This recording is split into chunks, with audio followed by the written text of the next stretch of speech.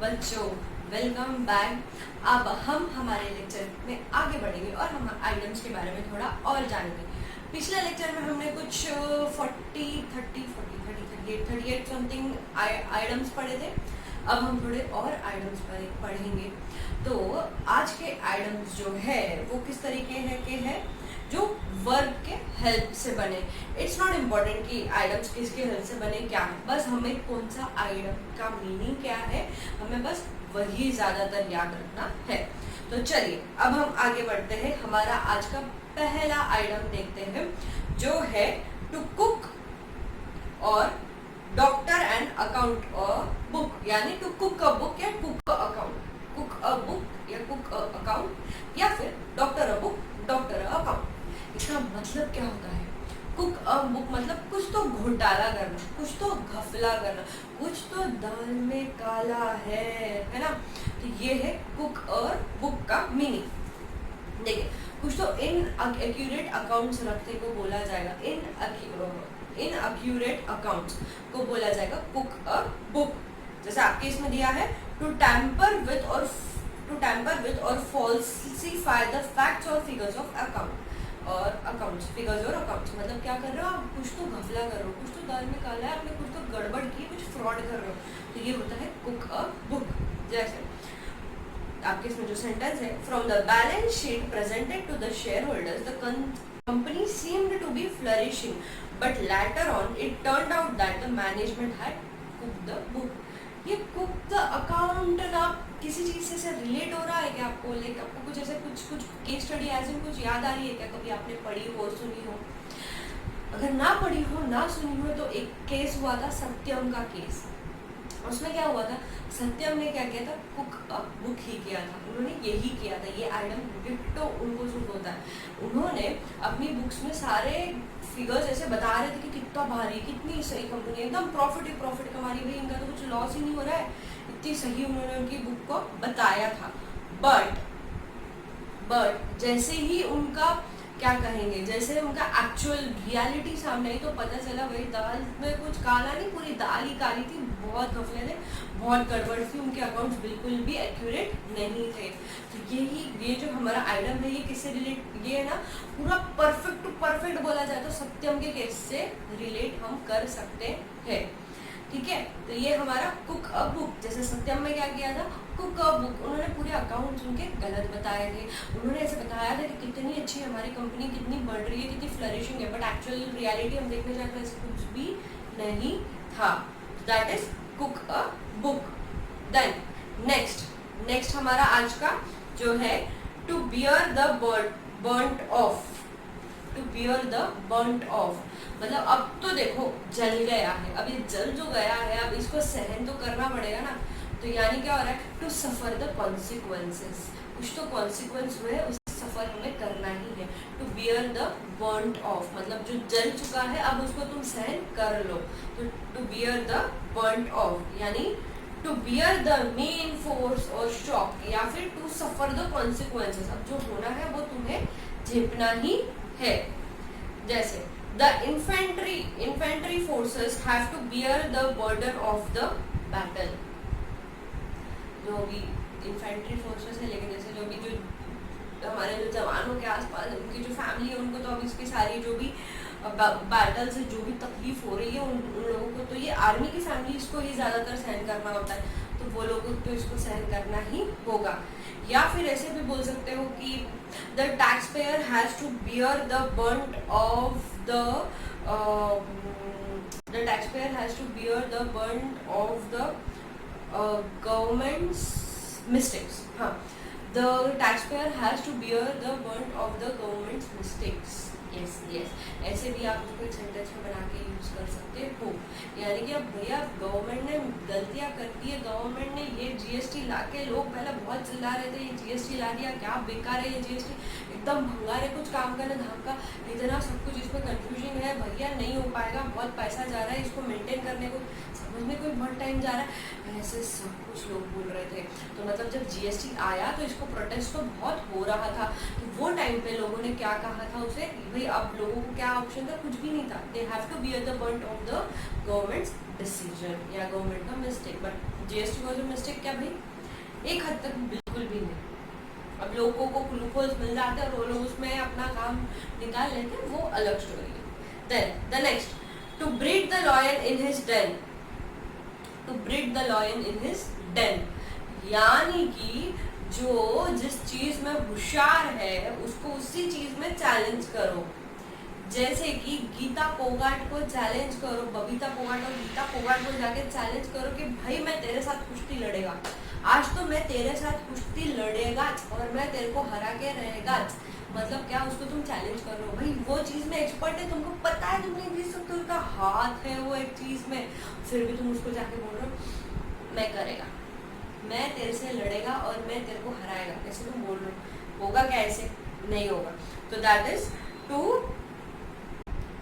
Challenge someone on their own grounds. मतलब भैया उनकी जिसमें जो खूबियाँ है, उनमें उनकी जो स्ट्रॉन्ग पॉइंट्स है उसको तुम जाके तुम चैलेंज कर रहे हो, यानी टू अपोज और challenge someone in his strong hold place, in his strong hold place. तो that is to breed the lion in his den, to breed the lion in his Dane.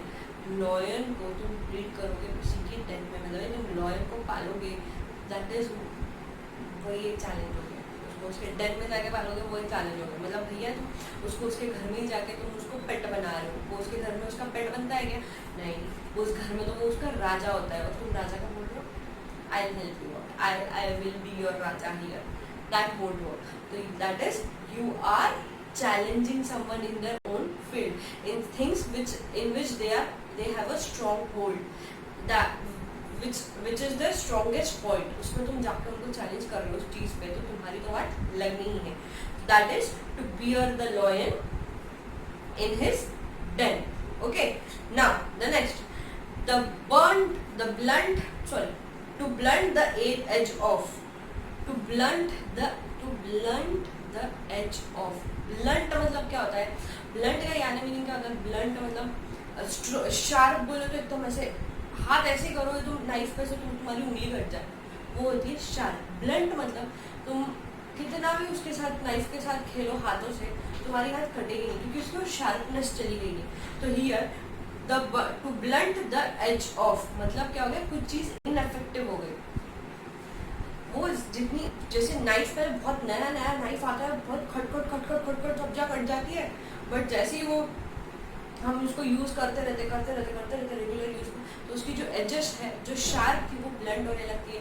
That is they are being less effective, कम effect उसकी कम हो रही है। पहले जितने sharpness से फट वेजिटेबल्स कटती थी, अब थोड़ा टाइम लग रहा है बिकॉज उसकी जो एज है वो ब्लंट हुई। तो that is to make something less effective, उसको लेस इफेक्टिव बनाना, जितना उसका जो पहले जैसे थी वैसी अब नहीं रही। To make something less effective, जैसे time blunts the edge of grief. मतलब अभी यार जैसे अभी हम सबको शौक लगा सुशांत सिंह राजपूत का, आई होप सो आप लोगों को भी लगा, मुझे भी बहुत हद तक लगा। और उसके बारे में पढ़ पढ़ के तो भैया फर्स्ट 2 days तो ऐसे हो गए थे कि बस करो, अब नहीं सुनना उसके बारे में। लिटरली ऐसी फीलिंग हो गई थी कि बस अब इनफ इज इनफ, जितना सुन रही हूँ उतना बुरा लग रहा है, उतना खराब लगे जा रहा है यार, बस हो गया। अभी ऐसे हो रहा था सबके साथ, बट जैसे जैसे अब टाइम पीरियड जा रहा है हम वो ग्रीफ से बाहर है। बुरा लगता है बट जैसा फर्स्ट डे बुरा लगा था वैसा लग रहा है क्या सबको?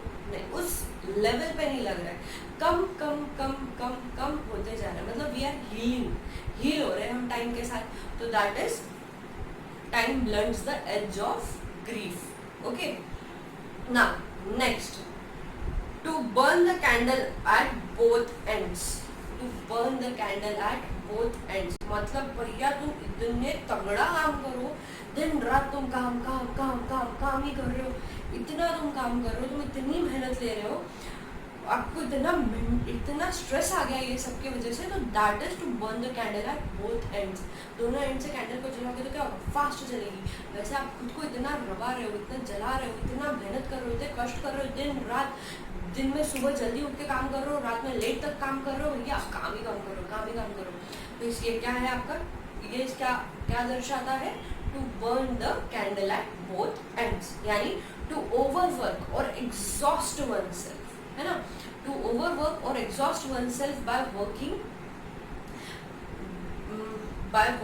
too many things, especially too many things, by working too many things, obviously काम तो बहुत सारा काम करो, by working late at night and till early and early in the morning, till late at night and early in the morning, मतलब भैया late night तक तुम काम कर रहे हो और सुबह जल्दी उठ के भी तुम काम कर रहे हो। जैसे to make too great in demands of one's physical or mental resources by overwork or overindulgence in some activity, over काम करना, को अपनी क्षमता से ज्यादा काम करना is to burn the candle at both ends. जैसे in any kind of job, specially academics के जॉब में जो हम कर रहे हैं, you can not afford to burn the candle at the both ends if you want to be productive every day. In academics we can't be working इतना ज़्यादा, इतना excessive, because भैया we have to be productive, we have to teach you if we are in not good mood, or if we are in not a stable state, how will we be able to give you a good teaching, or how will we able to be more productive towards you? We can't. So that's why we cannot afford to burn the candle at both ends. Okay. Then next is to cross the Rubicon. To cross the Rubicon. ये बहुत बढ़िया है भैया, इसके पीछे एक छोटी सी story है, हम पढ़ेंगे। लेकिन टू क्रॉस द रूबिकॉन का मतलब होता है एक बार जब तुमने कुछ चीज सोच ली, ठान ली, और अब तुम कर रहे हो, तो अब तुम उस चीज से वापस पलट के नहीं जा सकते। मतलब क्या हो गया, you can not change your decision, है ना। एक बार आप जब उसमें चले गए हो, आप जो करने सोच रहे हो घुस गए हो, जैसे कि आप सीएस में घुस गए हो, आपने पैसे पे कर दिए, अब आपको अगर इच्छा हो गई है ना नहीं करना है, नहीं भैया करना हो, बहुत अच्छा प्रोफेशन है, बेस्ट प्रोफेशन है, इसकी अभी इंडिया में इतनी ज़्यादा डिमांड आ गई है। अभी रिसेंटली तो और आरबीआई की तरफ से और अच्छे नोटिफिकेशन आ रहे हैं, मतलब अभी कंफर्मेशन बाकी है, कंफर्मेशन जल्दी हो जाएगा। तो सीएस के लिए तो बहुत स्कोप है। जैसे हर इसमें 5 करोड़ टर्नओवर जिस भी कंपनी का होता है उनको सीएस रखना जरूरी है। तो सोच लो आपको कितनी डिमांड सीएस की है, और देखा जाए तो इंडिया में जितनी डिमांड है उससे बहुत बहुत बहुत ज़्यादा कम सीएस है। तो आप लोगों को तो ये प्रोफेशन को कंटिन्यू करना ही चाहिए और जी जान लगा के मेहनत करनी है। वैसे एनीवेज जब तक हम देखते हैं टू क्रॉस द रूबिकॉन। अब जैसे रूबिकॉन अभी आपने कर लिया है, आपने कर लिया, अब आप इस डिसीजन को चेंज कर सकते हो क्या? नहीं कर सकते हो। जैसे और अगर हम देखें, आपने 12th में कॉमर्स ले लिया था, 11th में कॉमर्स ले लिया था, अब आप वो डिसीजन चेंज कर सकते हो क्या? आप वापस पलट के साइंस में जा सकते हो क्या? नहीं जा सकते थे। तो that is to cross the Rubicon, to cross the Rubicon, मतलब you can not change your decision, भैया तुम चेंज ही नहीं कर सकते हो। या फिर to take an important action और step that can not be reversed, तुम उसको चेंज नहीं कर सकते। वैसे मैं ये स्टोरी की बात कर रही थी ना, टू क्रॉस द रूबिकॉन। तो क्या हुआ था, एक 2000 years ago, approximate 2000 years ago की बात है, 49 BC में, 49 BC से ना, हाँ 49 BC में मैंने लिखा है, थोड़ा सा स्टोरी मुझे मिला तो बढ़िया, मुझे बहुत बढ़िया लगी तो स्टोरी मिला, चलो पढ़ लेते क्या है।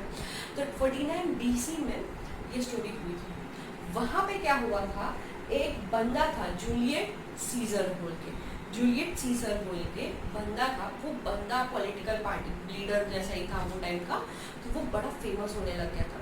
तो वो बहुत, उसकी पॉपुलैरिटी बढ़ गई थी। और वो कहाँ का था, वो रोमन गल्फ का था, मतलब city of, Italian city of, sorry वो था रोमन गॉल का, Roman Gaul, GAUL, Roman Gaul का था वो लीडर, काफ़ी पॉपुलर था, लोगों, सब लोगों को, सिर्फ रोमन के नहीं बाकी आसपास के एरियाज के भी लोगों को वो बड़ा पसंद आने लगा। तो उसकी पॉपुलैरिटी बढ़ने लगी। इसके वजह से लोगों को उससे थ्रेट हो गया कि नहीं, जो आसपास के दूसरे जो लीडर्स थे उनको थ्रेट लग गया, मतलब नहीं ये बंदा तो बहुत ही ज़्यादा, क्या बोलते हैं, बहुत ही ज़्यादा फेमस हो रहा है, तो ना इसका कुछ करना पड़ेगा। तो उन लोगों ने उसको एक ऑफर दिया और बोला, तो जो रोमन रोमन सीनेट के जो लीडर थे उसने ऑफर दिया उसको बोला, देख भाई तेरे को हम 2 ऑप्शन देते हैं, तेरे पास सिर्फ 2 ही ऑप्शन।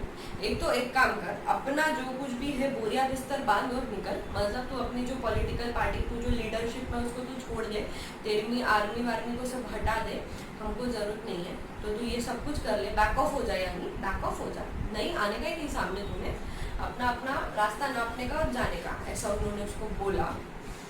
देन और एक और ऑप्शन ये दिया गया उसे कि भाई तू क्या कर, अगर तुझसे ये नहीं होता ना, तुझे छोड़ के जाना नहीं हो रहा है, तुझे ऐसा लग रहा है कि नहीं भाई, तुझे ऐसा लग रहा है कि नहीं भाई तूने नहीं जाना चाहिए, तू बैक ऑफ नहीं करना चाहिए, तो तेरे पास एक ही काम है, आप और हमसे लड़ाई कर, हमारे साथ वॉर कर।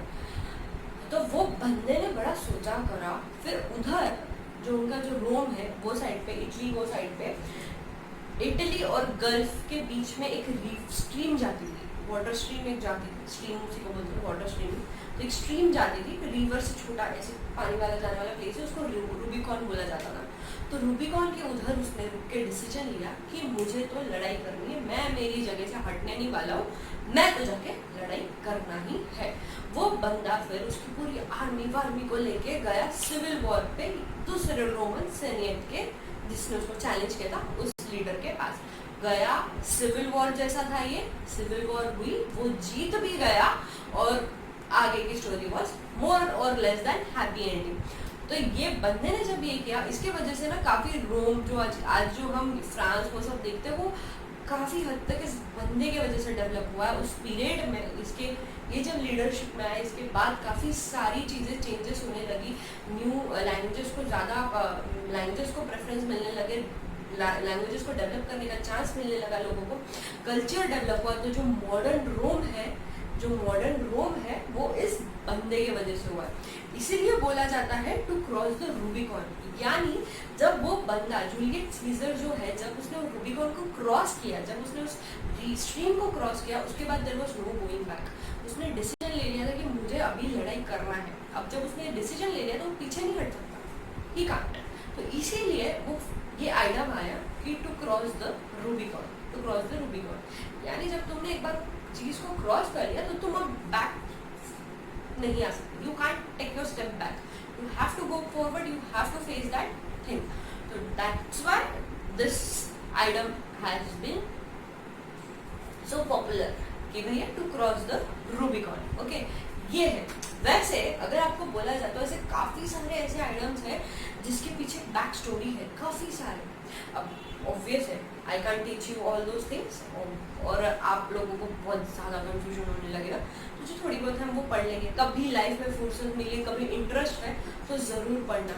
हर आइटम्स के पीछे, मैक्सिमम आइटम्स के पीछे कुछ ना कुछ क्या कहेंगे, एक बैक स्टोरी है काफ़ी फेमस। जैसे ये टू क्रॉस द रूबिकॉन के पीछे थी, है ना।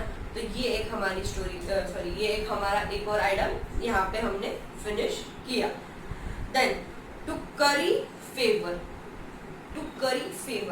यानी क्या होता है, to win favour by heart और flattery, to try to flatter, यानी किसी को मस्का लगाना। तो that is to curry favour, यानी किसी को मस्का लगाना ही यही बोला जाएगा इसको। To win favour by gifts और फ्लैटरी, मतलब किसी को बहुत मस्का लगाना ही हुआ। जैसे ऑफिस में जाओ, तुम बॉस बोलते हैं ना, बॉस का चमचा, मतलब क्या कर रहा है, टू करी फेवर ही कर रहा है, वो काम उसका यही है।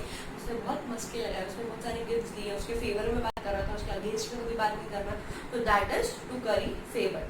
ही was trying to curry favour with the boss by offering him an expensive gift. देखा, he was trying to curry favor with the boss by offering him an expensive gift। क्या कर रहा था, बॉस को मस्के लगा के वो मस्त अपना काम निकालने की कोशिश कर रहा था। That is to curry favour, यानी खुद का टेस्ट बदल दो बॉस के लिए। बॉस सोचेगा भैया बंदा अच्छा है यार, मेरी फेवर। अब आप भी देख लो, अगर आप कोई इंसान आपको बहुत हाँ में हाँ मिला रहा है, तो हमारा ऑटोमेटिकली वो इंसान कहीं ना कहीं फेवरेट हो जाता है, we start to like him, है ना। तो वैसे ही यहाँ पे भी वही है, टू करी फ्लेवर, मतलब तुम favour flavour, to curry favour, यानी क्या कर रहा है वो बंदा अपने बॉस को जाके मस्के लगा रहा है और बता रहा है मैं अच्छा हूँ बॉस, मैं अच्छा हूँ, तुम बहुत अच्छे हो, तुम बहुत सही हो, तुम बहुत बढ़िया काम करते हो बॉस, तुम बहुत ही बढ़िया बॉस हो, मेरे को तुमसे अच्छा बॉस ही नहीं मिल सकता। तो ये सारा जो काम करता है वो काम क्या कर रहा है, टू करी फेवर वाला काम कर रहा है। Then next, to flog a dead horse, to flog a dead horse, flog a dead horse मतलब तुम डेड हॉर्स को क्या है, कोई हॉर्स मर गया है, उसको अगर तुम कितनी भी कोशिश कर लो वो उठने वाला है क्या, वो कुछ करने वाला है क्या, वो उठ के वापस दौड़ेगा क्या, नहीं होगा ये सारी चीज़ें। तो that is you are wasting your effort on something that can not be done, या that have no chance of succeeding, है ना। To waste your energy on something which for which there is no chance of which there is no chance of succeeding, to succeed whatever. तो ये है आपका to forward dead horse. कितना भी तुम कोशिश कर लो उसके साथ, तुम उसके डेड हॉर्स को तुम कुछ अच्छा कर सकते हो, उसको उठा सकते हो, उसे वापस जिंदा कर सकते हो, उसे भगा सकते हो, नहीं कुछ नहीं होगा। उसको अगर तुम बेच भी तो तुम्हें कुछ रिटर्न मिलना है, कुछ कोई खरीदेगा नहीं भैया डेड हॉर्स, तो कुछ भी आपको उससे रिटर्न नहीं आने। तो आपका क्या है, आपका पूरा जो भी मेहनत है वो क्या हो रहा है, वेस्ट हो रहा है। So that is waste one's energy on a lost cause, waste one's energy on a lost cause, यानी वेस्ट करो, अपनी एनर्जी यूज करो करो करो, ऐसे काम में करो कि जहाँ पे तुमको कोई आउटपुट मिलना ही नहीं है। Then okay, will see the sentence, we will be flogging our dead horse if we try to make Sanskrit the national language of India. सही बात है ना, no one can speak in Sanskrit. अगर आप अब संस्कृत अगर उसको बना के बोल दोगे आप Sanskrit is the national language of India, no one can speak, हो ही नहीं पाएगा, पॉसिबल ही नहीं है। That is what we will be doing, flogging a dead horse. Then next, to feathers one's nest, to feathers one's nest, okay, make money for oneself in a selfish way. To feathers one's nest means to make money for oneself in a selfish way. आप क्या कर रहे हो, खुद के लिए पैसा कमा रहे हो, बट कोई गलत तरीके से, सेल्फिश तरीके से, यानी करप्शन करके तुम पैसा कमा रहे हो। तो that is feathers one's nest. To provide for oneself through a dishonest means, dishonest means के तरीके से तुम खुद की पूरी इच्छाएं पूरी करके ले रहे हो।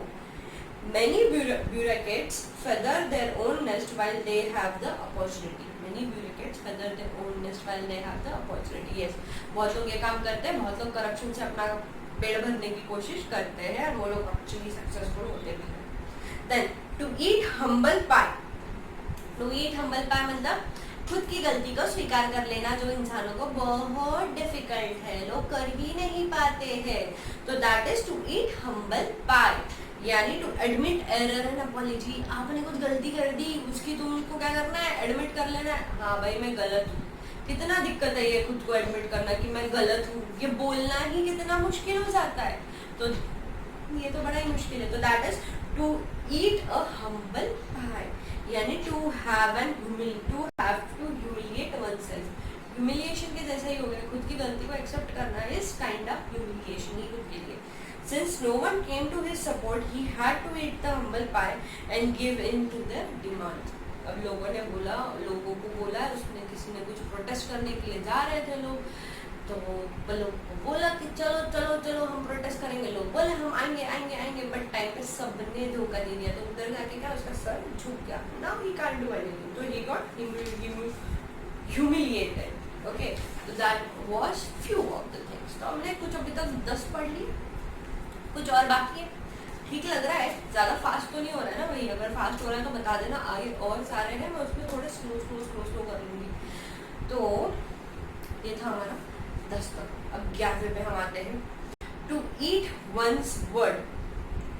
टू ईट वंस वर्ड का मीनिंग चेंज वही, to admit that you have said और done something wrong, that is to react one's assertion under compulsion. बोल दो कि ठीक है मैं गलत किया है, मैंने कुछ गलत बोला है। It is hard for an haughty man to eat his word. Then next, to throw down the gauntlet और to take up the gauntlet. To throw down the gauntlet और टेक अप द गैनुलेट, इसका मतलब होता है to issue the challenge, जिसको challenge करना और किसी ने चैलेंज को एक्सेप्ट करना, that is to throw down the gauntlet and to pick take up the गैनुलेट, take up the gauntlet. ये जो है गैनुलेट वर्ड ये कहाँ से आया है? जब पुराने ज़माने में, अगेन कुछ काफ़ी सालों पहले की बात है, जब वेपन्स नहीं हुआ करते थे, वो टाइम पे लड़ाइयाँ होती थी, वॉर्स होते थे, वहाँ पे कोई गैनुलेट करके एक सर का कुछ होता था, यानी कुछ है, I don't know exactly what it is, but that used to be a dressing of the army soldier उस टाइम के। तो उनका क्या करते थे, वो लोग क्या करते थे, used to throw the gauntlet at someone's feet, मतलब जो आप समझो कैप समझ लो, कैप को ऐसे फेंक रहे उनके पैर के पास में, ठीक है, पैर के पास में फेंक रहे, तो वो टाइम पे इसको इंसल्ट माना जाता था और बोला जाता था कि वो तेरे को चैलेंज कर रहा है कि तू उसके साथ लड़ाई कर, इसके लिए वो तेरे पैर पे वो फेंका है, मतलब उसने जिसके पैर पे वो फेंकेगा उस इंसान को वो चैलेंज करेगा कि तू आ मेरे से लड़ाई कर। ये पहले के ज़माने में होता था, जब सोल्जर या जो स्ट्रॉन्ग पर्सन है, जब कोई एक दूसरे के अगेंस्ट होता था ना, पिछले हम देखते थे महाभारत और रामायण में कैसे लोग एकदम छोटी छोटी बात पे भड़क जाते और झगड़ा करने, फाइट ही चाहिए उनको, तो एक दूसरे से लड़ाई बड़ाई करने की, हम तुमको चुनौती देते हैं कि तुम हमसे जीत के दिखाओ ऐसे, and all those kind of things. तो ऑल ओवर द वर्ल्ड यही चलता था। तो पहले ऐसा होता था कि वो कैप जैसा है ना, गैनुलेट समथिंग कैप जैसा है वो शायद से, तो वो ऐसे फेंका जाता था उसके पैर में, ये पक्का है कि वो उसके पैर में से फेंकते थे, उनका एक ड्रेसिंग था वो, उसमें का एक पार्ट है, वो उसको ऐसे फेंकते थे उसके पैर में। वो बंदे ने अगर पिक उठा लिया तो यानी कि वो एक्सेप्ट कर रहा है, if he take up that gauntlet, मतलब वो उठा लेता है वो गैनुलेट को, तो मतलब क्या हो रहा है कि वो एक्सेप्ट कर रहा है चैलेंज को कि हाँ मैं तेरे से लड़ाई करूँगा। तो अगर ये someone is throwing that gauntlet, मतलब अगर कोई वो फेंक रहा है, तो दैट इज ठीक है, मैं तेरे को चैलेंज कर रहा हूँ, आ मेरे से लड़ाई कर। सामने वाले को अगर, बहुत लोगों को तो एकदम ईगो हर्ट हो जाना है, पहले के ज़माने में तो बहुत ही ज़्यादा सेंसिटिव थे लोग, तो मुझे तुमने फेंका, मुझ पे तूने फेंका, तू मुझसे लड़ने वाला तो मुझसे लड़ ही नहीं सकता। तो वैसे क्या अपना गैनुलेट उठाएगा, he will take up the gauntlet, that means he is accepting the challenge, अब दोनों में लड़ाई होगी। तो that is to throw down the gauntlet and to take up the gauntlet, okay, to issue challenge and to accept a challenge. In order, यहाँ जो sentence दिया, in order to defend his little young Brazilian wrestler threw down the granulate. Okay. Now next, to run the granulate, to undergo severe criticism or ill treatment. Severe criticism, सब तुमको criticize कर रहे हो और ill treatment. Most books have to run the granulate of the literacy crisis. Literacy critics. Then next, to burn one's finger, यानी to get oneself into trouble through miscalculation or foolishness. To burn one's finger, यानी खुद की गलती के वजह से खुद का काम बिगाड़ के ले रहे हो, तो that is to get oneself into trouble through miscalculation or foolishness. If you have never played the stock market in the past, this is not the time to start, as you are likely to burn your finger. जब fluctuate इतना ज़्यादा हो रहा है stock market, वो अगर आपको experience नहीं है, अगर आप उस टाइम में स्टॉक मार्केट में जाके अपने पैसे लगा दोगे, पैसे पूरे डूब सकते हैं। तो आप क्या कर रहे हो, you will B burning your own finger, मतलब आप आपकी गलती से खुद का नुकसान करवा के ले रहे हो। तो that is to burn one's finger. Then next, to force one's hand. To force one's hand. To compel one to do something unwillingly or earlier than when one's wish to do. किसी को काम क्या है, to force one's hand, यानी किसी को क्या बोल रहे हो, तुम जबरदस्ती किसी से कुछ काम कराने वाले, उसकी इच्छा के विपरीत। वाह, गुड, महाभारत का असर, विपरीत। To force one's hand. The government wanted to do all that it could to meet the workers' demand, but the violence by the strikers forced their hand to declare a lockout. क्या कर रहे हो, इच्छा नहीं थी government की lockout देने की, बट क्या है, सब इतना ज़्यादा प्रोटेस्ट कर रहे हैं, इतना ज़्यादा नाटक कर रहे हैं, तो गवर्नमेंट बोला जाओ भैया लॉकआउट दी, तुम्हारी हम अभी तो मदद नहीं कर सकते। तो that is to force one's hand. Okay, now the next, to haul over the goods. To haul over the goods यानी किसी को स्कोल्ड करना, किसी चीज कुछ गलती हुई है उसके लिए उसको डांटना। To scold someone for doing something wrong, that is to haul over the coals. reapproach, reprimand someone severely, and to scold someone for something that they have done wrong.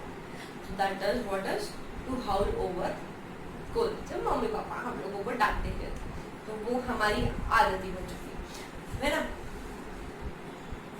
If your bad habits become known, you will be hauled over the coals and you richly deserve it too. यानी वो अगर कुछ गलत काम तुम कर रहे हो तो तुम्हें तो गलती के लिए डांट वाट तो पड़नी ही चाहिए. Then to let the grass grow under your feet. To let the grass grow under your feet. यानी to do nothing, to be inactive. तुमने इतना सब कुछ पा लिया, अब मतलब अब तुम कुछ कर ही नहीं हो. अननेसेसरी तुम चीज़ों के लिए डिले कर रहे हो, काम करने की तुम्हारी इच्छा ही नहीं हो रही है, तुम ऐसे टाइम पास ही कर रहे हो. That is to let the grass grow under your feet. तो क्या है? To unnecessarily cause delay in taking action. To unnecessary cause delay in taking action, या फिर ये भी बोल सकते हो टू डू नथिंग या to be inactive. Okay, then उसका स्टेटमेंट पढ़ लेते हैं. The authorities should listen to students' grievance. If they let the grass grow under their feet, the situation would turn from bad to worse. जैसे अभी lockdown case में, if we don't take precautions, हम अगर precautions नहीं ले रहे, and if we don't continue our lockdown, if we don't apply the lockdown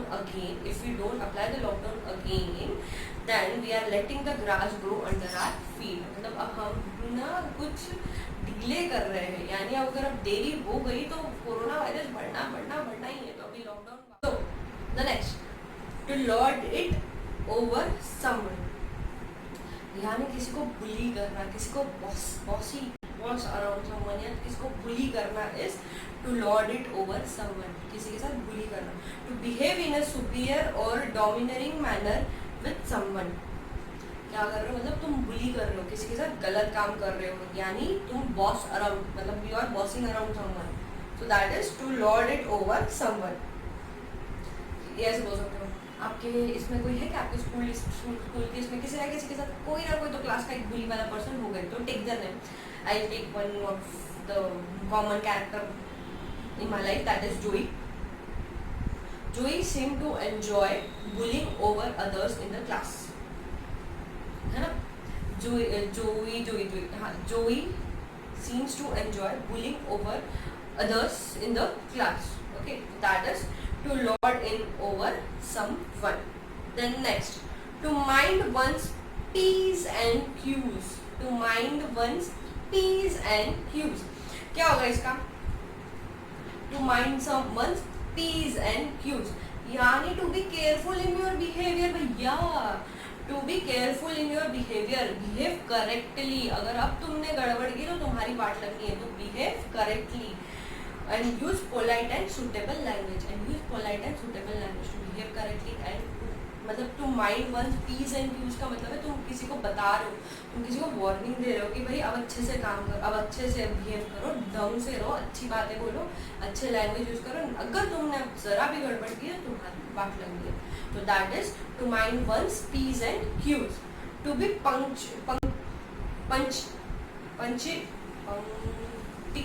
punctilious, careful about one's speech or behavior. The manager suspects his chief clerk of dishonesty, and if the clerk does not mind his P's and Q's, he will soon find himself out of job. क्या करेगा? अगर वो ढंग से behave नहीं कर रहा है तो उसको कहाँ से जॉब से निकाल दिया जाए. Okay, now the next, to pass muster. To pass muster मतलब to be good enough. अच्छे मतलब satisfactory है तुम्हारा जो भी है परफॉर्मेंस है वो कैसा है? satisfactory है. to pass muster, to be accepted as satisfactory. Okay, then though my work in college was not as good as it could have been, it passed muster and I got good grades. मतलब satisfactory था मेरा जो भी काम था, so I got the good grades. Okay, now next, to pay one back in one's own coin. To pay one's back in one's own coin यानी simply बोले तो रिवेंज लेना किसी से. जिसने जैसा किया वैसा उसके साथ करना, टिट फॉर टैट बोल सकते हो, है ना। To give tit for tat या टू रिटेलिएट मतलब जैसी को वैसी ही उसके साथ बिहेव करना। तो to give tit for tat, तो that is to pay one backs in one's own way. जैसे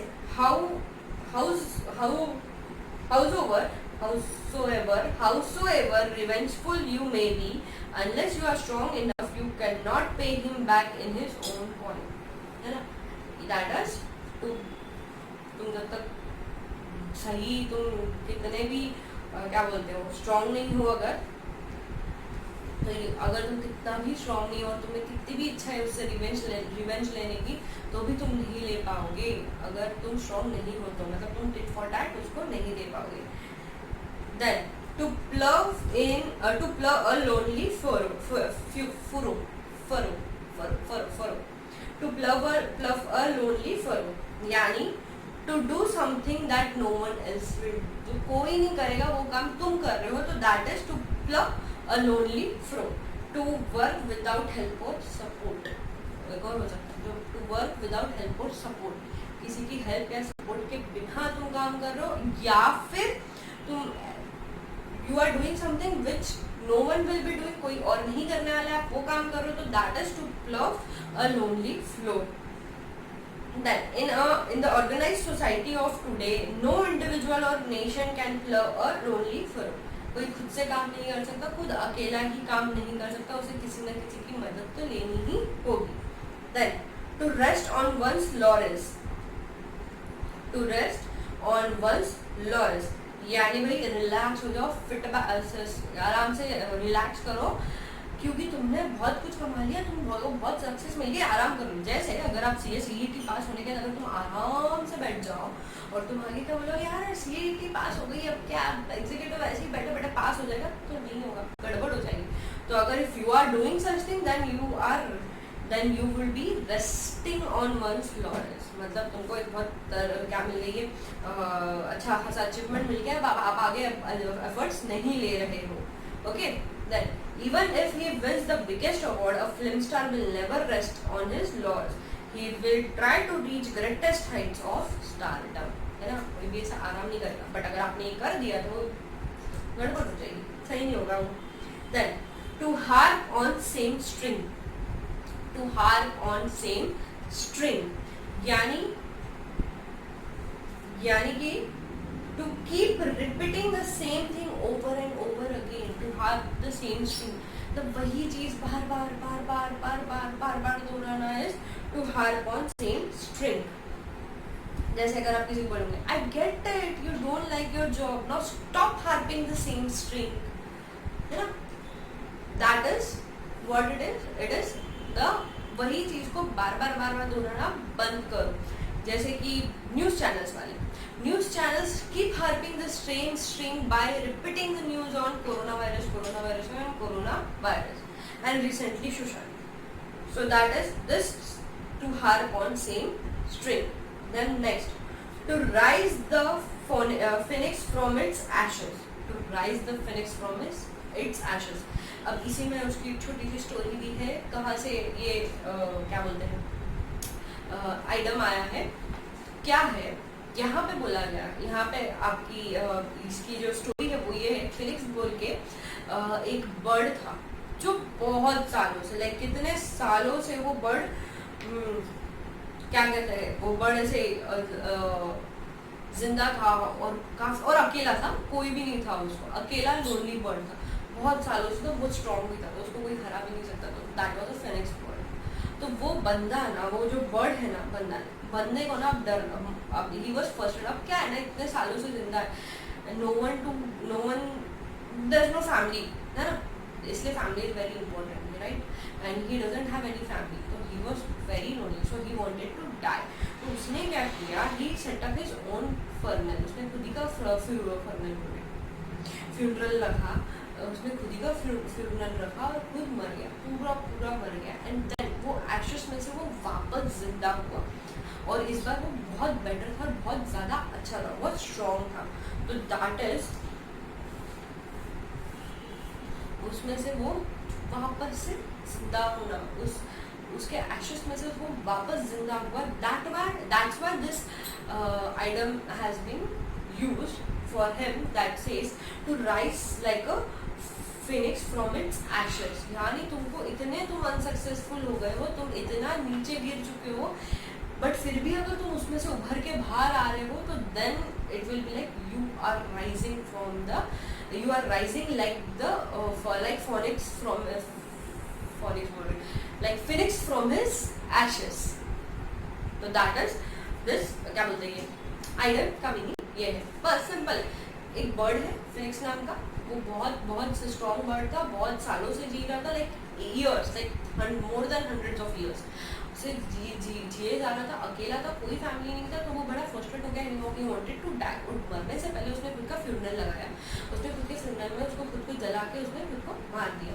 जब वो मिट्टी, उसकी जो ऐश थी, उसमें से वापस से एक छोटा सा फिनिक्स पैदा हुआ, यानी वो खुद से वापस जिंदा हुआ. तो that is what this item represent, to rise like phoenix from the ashes. यानी to become successful after gaining after gaining lot of failures. Okay, that is to rise like phoenix from the ashes. Then या फिर ऐसे भी बोल सकते हो, इसके लिए अगर एक और देखना है तो team India is also one of them. Team India ने बीच में बहुत, हमारी क्रिकेट टीम ने बहुत बुरे दिन देखे. Still they have Ryzen from the ashes in the world cup, है ना. उन्होंने बहुत गंदा टाइम देखा, बहुत अनसक्सेसफुल है, but still they manage to do it. So that is team India is one of the example of that idiom. Okay, then to rule the roost मतलब क्या भैया, उसको पूरी तरीके से कंट्रोल करना is to rule the roost. To be one who directs the other in business, community, household. किसी चीज को पूरी तरीके से तुम्हारे कंट्रोल में लाना है, to rule the roost. In rural area it is normally the sarpanch who rules the roost. सही है. कौन करता है भाई? सरपंच ही सब चीज का ध्यान देता है. हर चीज के लिए आपको सरपंच के पास ही जाना होता है. जज भी तुम्हारा होता है, सरपंच ही होता है. हर चीज का फैसला कौन लेता है? सरपंच. तो that's why sarpanch is represented to be the ruling the roast in the village.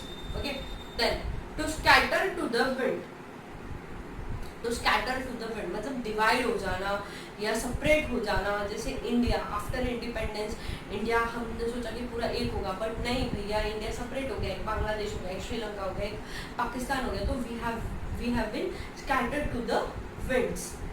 That's मतलब क्या हो गया, हम सेपरेट हो गए. टू वेस्ट टू स्कैटर, सब हम अलग अलग हो चुके हैं. या फिर जैसे अभी मॉडर्न फैमिलीज में कोई भी अब एक जगह नहीं रहता. पहले कैसे जॉइंट फैमिली थी, सब एक जगह होती थी, बट अभी कैसे सब पढ़ाई के लिए इधर उधर जाते हैं. तो we can say that our family has been scattered to the wind has been scattered to the winds, as all the children have gone in different state for studies. We can say that. So that is scattered to the wind. Then to see which way the wind blows. मतलब भैया अपना opinion तभी दो, उस situation को देख के अपना ओपिनियन दो. हाँ में हाँ मिलाना लोगों के, ना में ना मिलाना लोगों के. Is to see which way the wind blows. यानी हम हमारा डिसीजन तब तक नहीं दो जब तक हमारे पास पूरी इंफॉर्मेशन नहीं आ जाती. किस तरीके का क्या चल रहा है पूरा जान के हमने अपना व्यू रखना है. To observe what influence, whether it is favorable or adverse, is likely to affect the existing state of things. Okay, जैसे we can say her political opinion depends on which way the wind is blowing. Okay, या फिर इसमें जो sentence दिया वो ज़्यादा better है. In party politics, people sitting on the fence keep on watching which way the wind is blowing before deciding whom to support. है ना, लोग देखते हैं कहाँ पे जाना है, पहले पूरा देखेंगे, ताकझाप करेंगे, छानबीन करेंगे, फिर जाके किसी एक को सपोर्ट करेंगे. then the next is कहाँ गया हमारा नेक्स्ट. हाँ, to see things through coloured spectacles, ये बढ़िया। To see things through coloured spectacles मतलब बायस्ड व्यू रखना किसी के लिए, अपने हिसाब से चीज़ों को देखना, बायसनेस रखना, अनबायस्ड होकर चीज़ नहीं देखना is to see things through coloured spectacles. Okay, to regard something unfavourable because of one's prejudice, मतलब क्यों हम बायस्ड हैं उस चीज़ के लिए, हम अनबायस्ड होकर नहीं देख रहे, हम न्यूट्रल होकर नहीं देख रहे, तो that is why it is said as to see things through coloured spectacles. इसमें एक चीज कंफ्यूजन हो सकता है आपको इस चीज में, इसमें एक और है idiom, to see things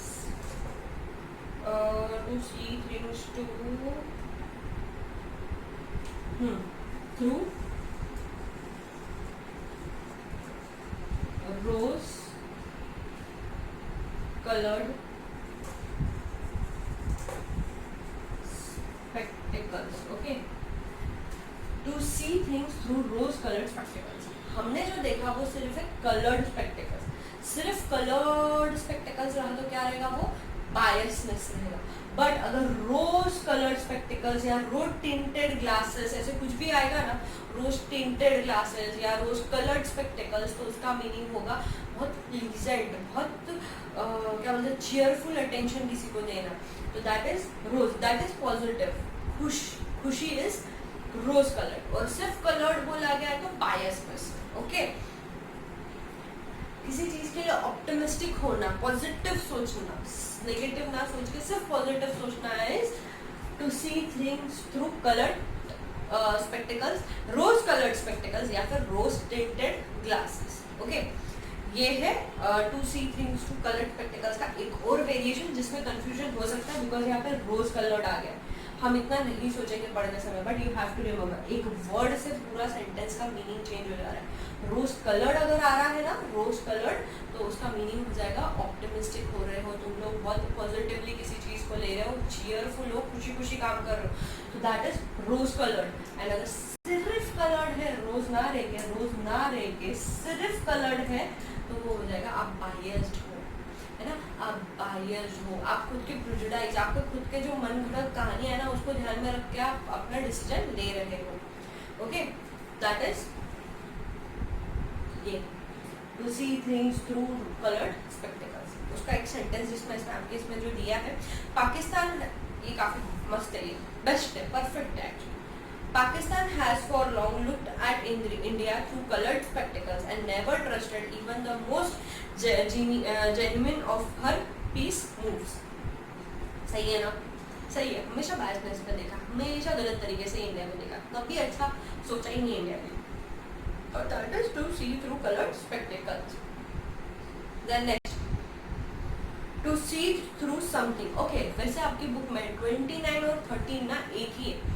29 is to see through coloured spectacles, और इसका जो सेंटेंस दिया है ना, 30 नंबर पे दिया है, तो दोनों एक ही है, एक ही कर लेना उसको, कंफ्यूज मत होना कि इसका सेंटेंस कहाँ चला गया, वो उसके नीचे ही 30 नंबर जो उसका सेंटेंस है। अब नेक्स्ट जो हम पढ़ेंगे 31 पढ़ेंगे। Okay, now to see through something, to see through something मतलब गहराई से देख लेना, मतलब कोई गलत काम कर रहा है ना, समझ में आ जाना, कोई गलत झूठ बोल रहा है, टू सी थ्रू समथिंग, झूठ बोल रहा है, मैं देख सकता हूँ तू झूठ बोल रहा है, that is to be wise, है ना, to be wise, to you can see to the bottom of the truth, या बॉटम ऑफ द लायर, या बॉटम ऑफ द ट्रेटर, या फिर बॉटम ऑफ ऑल किसी भी चीज, तो that is to see through something. To understand the true nature of something beneath deceptive appearance, कैसा भी वो दिखे, बट कुछ भी वो अपने आप को दिखाए, बट हम अंदर तक देख पाना है, to see through. They saw through the game of enemy. They saw through the game of enemy. मैं समझ गया ये लोग कुछ गड़बड़ करने वाले। That is to they saw through the game of enemy. Then next, to speak volume about. To speak volume about मतलब किसी के लिए कुछ ज़्यादा ही बोलना, बहुत कुछ रहना बोलने के लिए is to speak volume about. To have abundant evidence about something. किसी चीज़ को दर्शाने के लिए उसके लिए काफ़ी एविडेंस रहना है। जैसे सुशांत सिंह राजपूत की डेथ, उसकी डेथ हुई, उसने सुसाइड किया, मर्डर किया, सुसाइड किया, अभी तक वो कोई सामने नहीं आया, बट अगर सुसाइड किया तो उसके पीछे भी काफ़ी सारे रीजंस हैं। तो मतलब इसके लिए क्या है, उसका suicide speaks volume about itself कि बॉलीवुड में कितना गड़बड़ है। Bollywood is not the happy place which we see. उसमें कितने अंदर बायसनेस है, कितना लोग किसी को टॉर्चर कर सकते हैं जो ऑन द फेस नहीं दिखेगा, बट मेंटल टॉर्चर कितना होता है। तो that incident speaks for itself, है ना। काफ़ी कुछ वो बोल देता है बॉलीवुड के बारे में। Then the success of democracy in India speaks volume about the maturity of a people. Mature है लोग, ओके है। इतने सारी रिलीजन एक साथ एक कंट्री में, वेराइटीज ऑफ स्पीकिंग बोलने वाले लोग एक कंट्री में रहना इज बहुत डिफिकल्ट है। स्टिल इंडिया रह रही है, बहुत बड़ी बात है, बिकॉज वी हैव दैट, क्या बोलते हैं, पेशेंस। हमें पेशेंस है, हमें सहन करने की शक्ति है, शक्ति सब में ही है, सारे इंडियंस में, इररेस्पेक्टिव ऑफ द रिलीजन। तो that's why we are mature people and it speaks volume about us. Then next, to split hair. तो स्प्लिट हेयर सिंपल वर्ड में बोल दिया जाए तो कुछ चीज़ को कॉम्प्लिकेट कर देना, कुछ ज़्यादा ही कॉम्प्लिकेट कर देना is to split hair. Argue on minor points, argue on minor points, यानी कॉम्प्लिकेट कर दो ज़्यादा, यार कुछ ज़्यादा ही डिस्कशन करोगे तो यू विल बी बस करो। इसलिए relationships are complicated because you हर छोटी सी चीज़ का you have to take care about. तो that's why they are complicated. तो दैट्स वाई दे, क्या बोला जाता है उसे, कॉम्प्लिकेट बोला जाता है, यस सॉरी, उसे कॉम्प्लिकेट बोला जाता है। और उसे क्या बोला जाएगा, टू स्प्लिट हेयर, बड़ा ही दिक्कत वाला काम है। As the drought played havoc in Bihar, the authorities were busy splitting hair trying to decide whether there was scarcity condition or famine. वो लोग इसी चीज में थे, भैया जरूरी क्या ही फर्क पड़ रहा है, स्कैरसिटी कंडीशन हो या फेमाइन हो, क्या ही फर्क पड़ रहा है। खराब है सिचुएशन, उसको सॉल्व करने के बजाय they are here sitting up and discussing about this things, minor points which are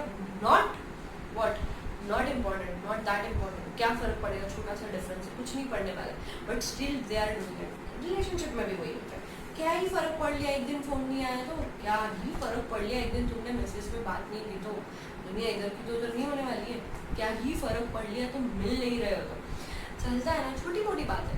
you should not be caring much about but still we care, and that's what makes our relationship complicated because we think much, too much actually, not much, too much about the small minor things. To be happy in relationship, try to avoid those things.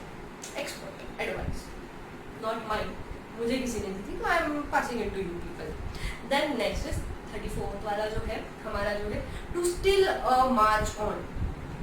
क्या है भैया, to still a march on, to do something so as to gain an advantage over other। To do something to gain an advantage over other is to still a march on, okay। जैसे आपने कोई new product launch कर दिया है, आपका कोई company है, आपने न्यू प्रोडक्ट लॉन्च कर दिया तो, और आप दूसरी कंपनी से बेटर है, तो then you will be saying like by releasing our product we have managed to steal a march on our competitors, है ना, manage to steal the march on our competitors, so that is to still the march on, you have got the advantage over them। यहाँ पे आपके इसमें जो दिया है, while we were still debating the desirability of joint ventures with foreign concerns, Singapore and Malaysia stole a march over us and opened their gates to foreign investment in a big way। हम जहाँ Indians लोग कर ही नहीं पा रहे थे, तब पुरानी बातें हैं काफ़ी, बट सिंगापुर और मलेशिया ने ओपन कर दिया, वी कैन सी कितने डेवलप्ड है वो, हम देखो उनको देखो, काफ़ी डिफरेंसेस। तो that is what this advantage का फ़ायदा उठा लिया हम लोगों ने, ओके, उन्हें एडवांटेज मिल गया, एक्चुअली फ़ायदा नहीं उठाया, उन्हें एडवांटेज मिल गया। Then next, to stick at nothing. To stick at nothing यानी to be willing to do nothing in order to get और achieve something. To stick at nothing मतलब कुछ करने की इच्छा ही नहीं रखना, you are not willing to do anything, और आपको चाहिए कुछ पाना है but you are not doing anything, so that is to stick at nothing। behave in a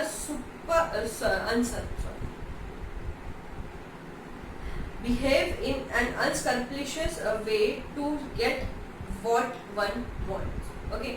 an ambitious politician will stick at nothing if that serves high ends।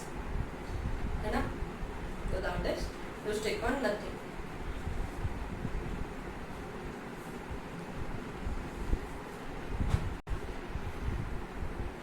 Then to strain every nerve. To strain every nerve यानी हर possible effort लगाना उस चीज को पाने के लिए, उस चीज को जीतने के लिए, उस चीज को खत्म करने के लिए. जैसे you are straining every nerve to pass your CSEET, है ना. We teachers are straining our every nerve to give you lectures on time, या फिर to give you good lectures, provide you with interactive or more better lectures, है ना. So that is to strain every nerve, her possible effort लगाना. We have to strain our nerve to get over the poverty line. Okay. Then next, to stretch a point. Next is to stretch a point. Allow or do something not as usually accepted. To stretch a point मतलब तुम वो चीज़ करो जो usually accepted ही नहीं है, जो accept लोग करने ही नहीं है, वो चीज़ करना है.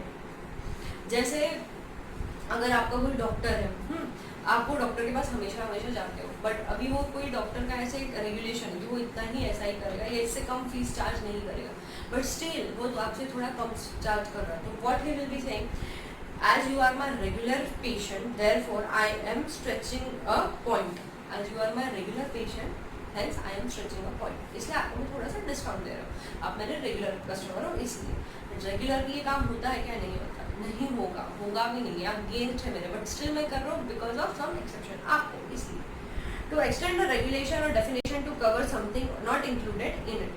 नहीं है ना, देखो डॉक्टर के इसमें फीस जितनी है उतनी ही चार्ज करना था, but still he gave you a discount because he made an exception और he is including that thing कि भाई मेरे जो रेगुलर कस्टमर है उसको मैं थोड़ा बहुत एक्सेप्शन देता हूँ. Targeting small bakeries as part of the drive to move polluting industry from industrial residential area to industrial one is stretching the point a little too far. यानी तुम पहले छोटे लोगों को अगर तुम पॉइंट आउट कर रहे हो तो भैया थोड़ा ज़्यादा ही हो रहा है. Then next, to strike while the iron is hot. सही टाइम पे सही काम करना. पता है जैसे दो लोगों के झगड़े चल रहे, तुमको पता है कि मैं इसको और बढ़ा सकता हूँ, तो उस दोनों गरम है, जाके तुमने बात बोल दी और गर्मा, कभी लाइफ टाइम बात नहीं कर रहा. तो what you did to strike while the iron is hot. या फिर आपको पता है आपके पापा बहुत खुश है, आज कुछ भी बोलो वो हाँ में हाँ मिला देंगे. तो आज आप गए पापा के पास और बोले पापा मुझको ना एक बाइक चाहिए, पापा बोले हाँ बेटा अपन ले लेंगे, चलिए चलो हमको बुक करके आते हैं. बुक कर दिया, आपने क्या किया? सही टाइम पे सही काम कर लिया. मतलब जब गरम है आयरन तब आपने उस पर हिट कर दिया. पता है बहुत अच्छा मूड है, इस टाइम पे करोगे तो बढ़िया मजा आ जाएगा, अपना काम तो बन जाएगा. तो that is to strike while the iron is hot. To make immediate advantage of an opportunity मिली और इमीडिएट आपने उसका एडवांटेज उठा लिया. By going in for general election immediately after the war, the Congress struck the iron with a hot. Okay. Then next, struck the iron when it was hot. ऐसे ना. To talk shop.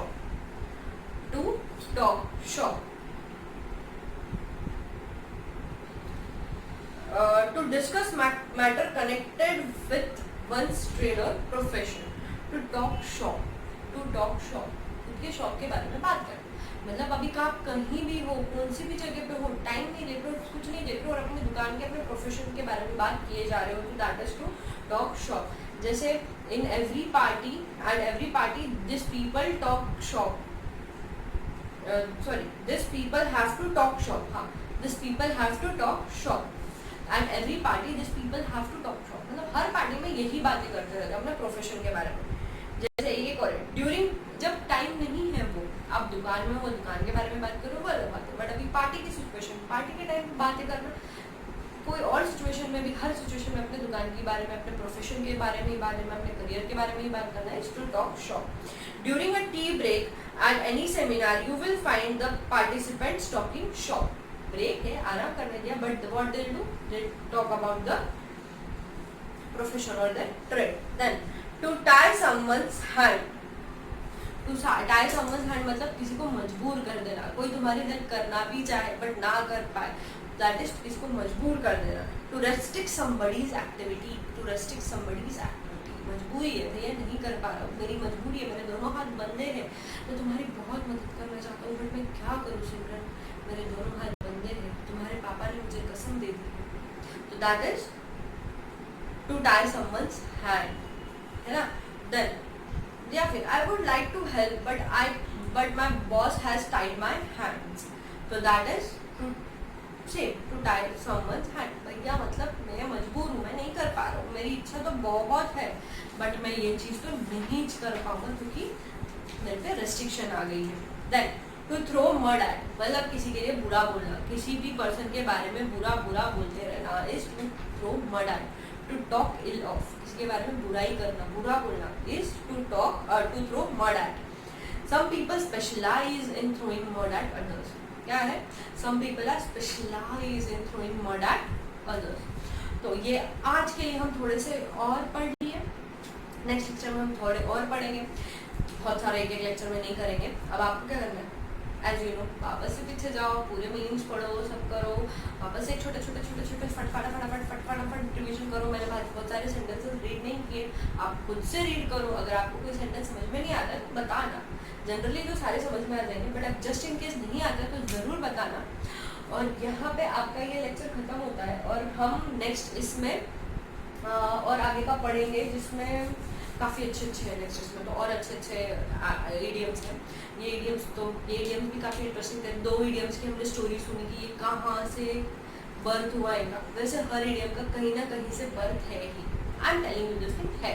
But एक तो है कि आपको पढ़ाने के लिए वो इतने सारे इडियम्स हैं, इसको पढ़ाने में आप बहुत कंफ्यूज हो जाओगे। फिर अब ये कुछ इडियम्स के हम पढ़ाए अगर आपको स्टोरीज तो आपको याद हो जाती है ना कि हाँ वो स्टोरी पढ़े थे। वैसे हर इडियम की स्टोरी पढ़ते रहोगे तो कन्फ्यूजन थोड़ा क्रिएट होना ही है, तो इसके लिए रेस्ट्रिक्टिंग आंसर कि थोड़े बहुत के ही बताए जाए आपको, ठीक है। अगर if you wish you can go and study, इसमें कोई प्रॉब्लम नहीं है, आप जाके खुद से पढ़ सकते हो। बट मैंने करवाना इस लाइक थोड़ा सा कंफ्यूजन हो जाता है ना, थोड़ी सी रिसर्च करो, ज़्यादा अच्छे से लर्न होती है चीज़ें। तो ठीक, एनीवेज यहाँ पे हम हमारा ये लेक्चर को स्टॉप करते हैं। हम नेक्स्ट लेक्चर में मिलेंगे, नेक्स्ट कुछ इडियम्स पढ़ेंगे जो और भी मज़ेदार है। तब तक के लिए बाय बाय।